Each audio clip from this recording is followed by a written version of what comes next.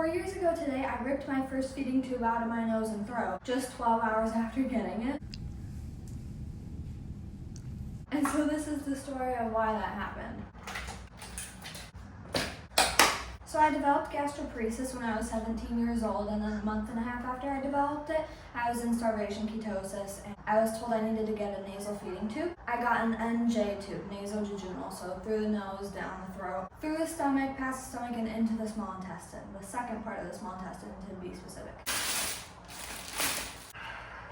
So once it was decided that I needed to get a feeding tube, they scheduled an admission. I went in, got admitted, got the tube placed the day after I got admitted. Now, I talked to a family friend beforehand, be like, do you got any tips? She said ask them to make sure they give me the smallest French size possible. So I made sure to ask them for that. And guess what these f***ers did? They put in the largest French size that they could for my age. So that was really good and really helpful, obviously. They put in a 12 French nasal feeding tube. Now, I'm a small person, I'm 5'1". I'm not really adult sized. I woke up from anesthesia, and yes, I forced them to put me under anesthesia for it. And then I have other friends that went and got nasal feeding tubes placed at that hospital later on, and they just normally did anesthesia now after they told me that they never do it. So I think I kind of changed that policy for them a little bit. I also think I changed their policy of what tubes they used, because they kept giving me tubes that would come out like 4 inches out of my face. They tried to tell me that a longer tube didn't exist, and I said, I see it on my computer right now on the freaking Agonizing website. So they changed their policy on that too, but that's neither here nor there, that's not the point. I came out of anesthesia, dry heaving, gagging on the tube.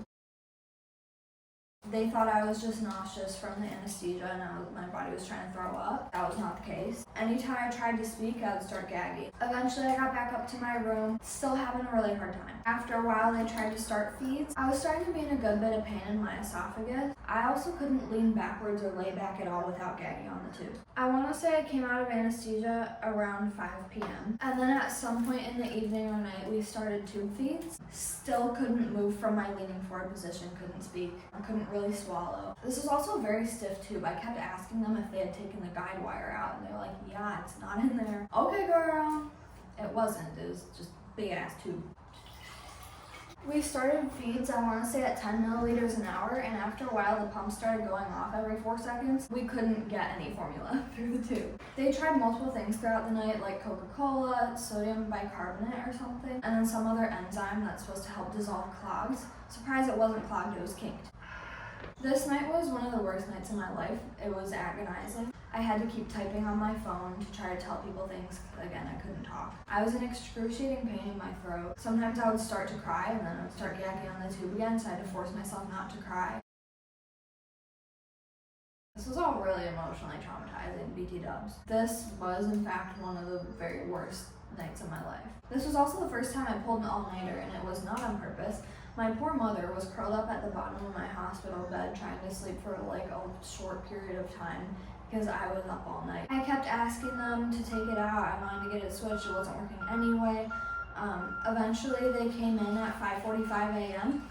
and they said, you just need to wait 45 more minutes for the doctor to get here and we'll figure something out. We'll figure out what they want to do. And that was the straw that broke the camel's back. That was my last straw. They left the room and I immediately started sobbing, hyperventilating, having a panic attack. And as you can imagine, I started dry heaving on the tube. I had also throughout the night been like starting to peel the nose tape off and be like, my mom would be like, stop. I'm like, I want to rip this hoe out. So within 4 seconds of me starting to have a panic attack, I got up, I'm trying to run to the bathroom as I'm like dry heaving. And one fell swoop, yanked the tape off and pulled the entire tube out. In one stroke, the entire like 4 or 5 foot long tube. Here's me standing with it like a boy holding up a fish he's so proud of on his Instagram.